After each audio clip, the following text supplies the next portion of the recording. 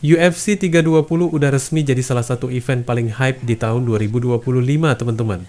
Dua sabuk juara siap dipertaruhkan di Las Vegas, bikin fans MMA seolah nunggu pesta besar yang udah lama ditandain di kalender. Laga puncaknya, Magomed Ankalaev, raja kelas berat ringan yang menggeser Alex Pereira, bakal turun buat balas dendam dan pastiin siapa sebenarnya penguasa sejati divisi itu.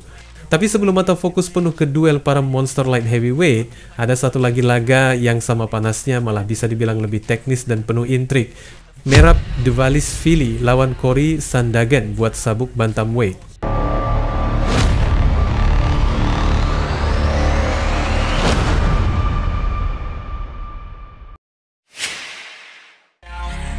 I always fought just to wear the crown.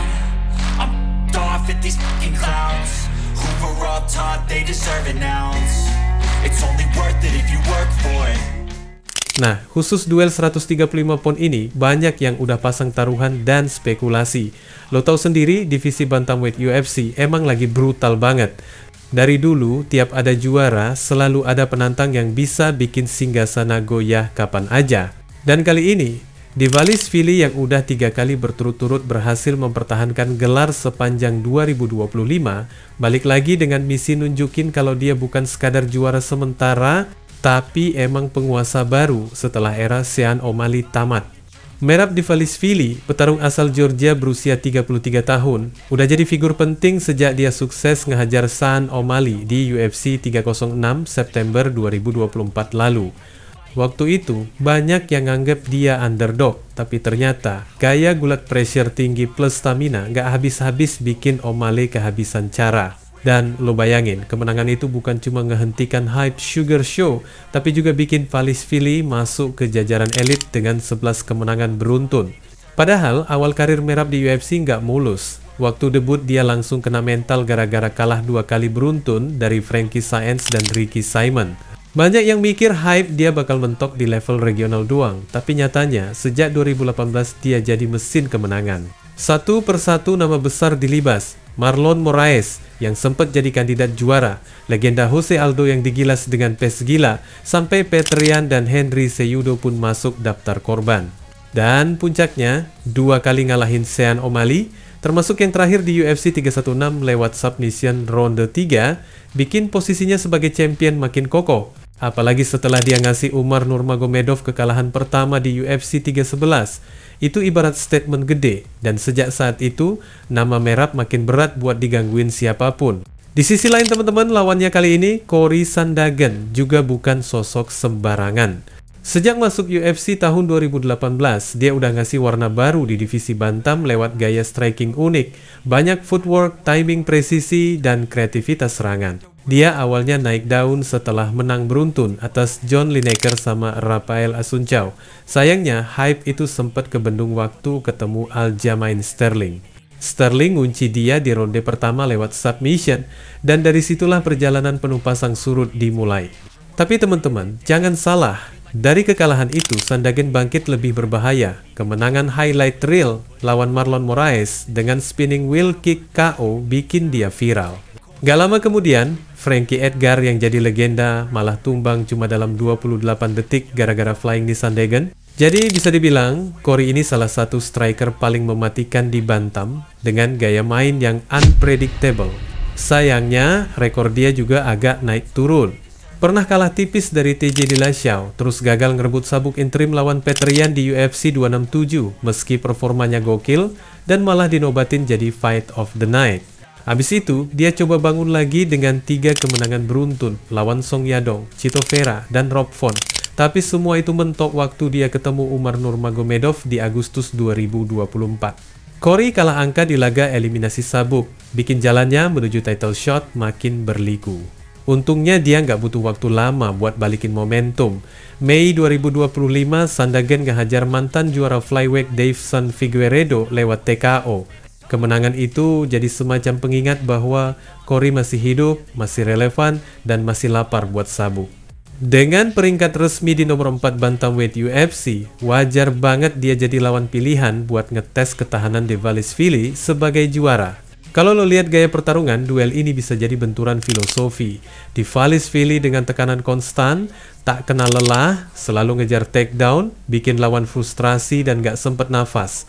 Sedangkan Sandhagen, striker panjang dengan variasi serangan, kreativitas tinggi, plus kardio yang cukup oke buat main 5 ronde.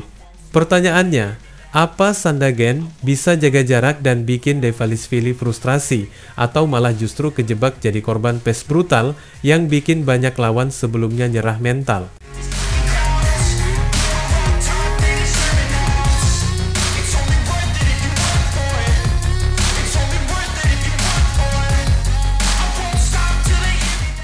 Kalau ngomongin duel bantamweight UFC 320 Merab Dvalishvili lawan Cory Sandhagen, itu ibarat dua gaya tempur yang bertabrakan langsung. Satunya mesin gulat tanpa henti, satunya striker kreatif yang bisa bikin highlight tiap detik.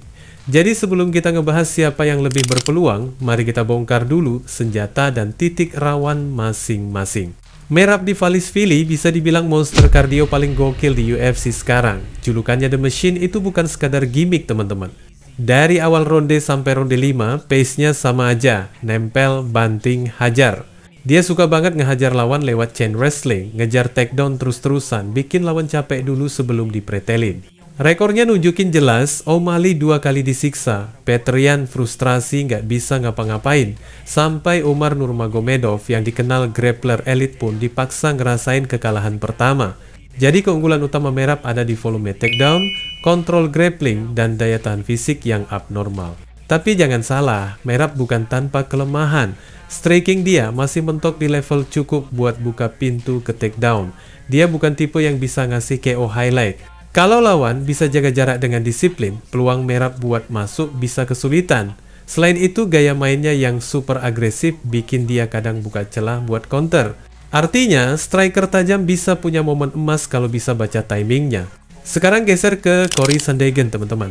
Cory itu representasi striker modern di bantamweight. Punya reach panjang, footwork cair, variasi serangan gila. Dari kombinasi boxing, tendangan memutar, sampai flying knee yang bisa muncul tiba-tiba. Kita masih ingat gimana Frankie Edgar tumbang dalam 28 detik gara-gara lutut terbangnya. Selain itu, stamina Cory juga oke. Dia terbukti bisa tempur 5 ronde dengan output tinggi tanpa kelihatan kehabisan bensin. Jadi keunggulannya jelas di jangkauan, kreativitas striking, timing counter, dan IQ bertarung. Tapi kelemahannya juga udah kelihatan di beberapa fight. Cory kadang kesulitan lawan grappler yang bisa langsung nempel kayak lem. Contoh paling jelas, Aljamain Sterling langsung ngegulung dia di ronde pertama. Lawan Umar Nurmagomedov pun, meski duel lebih imbang, tetap kelihatan Cory kesulitan lepas dari kontrol grappling. Jadi celah utama dia ada di defense takedown dan grappling pressure. Kalau dia gagal jaga jarak, bisa jadi korban banjir takedown ala Merab. Sekarang, soal peluang, kalau duel ini murni striking, Cory jelas di atas kertas lebih unggul. Panjang tangan, variasi serangan, plus kemampuan nyari momen counter bisa bikin Merab kerepotan masuk. Tapi masalahnya, pertarungan MMA bukan cuman adu striking, dan Merab punya blueprint jelas. Bikin lawan gak sempet striking dengan pressure non-stop. Cory harus sempurna dalam menjaga jarak dan defense, sesuatu yang dalam sejarahnya belum konsisten banget dia tunjukin.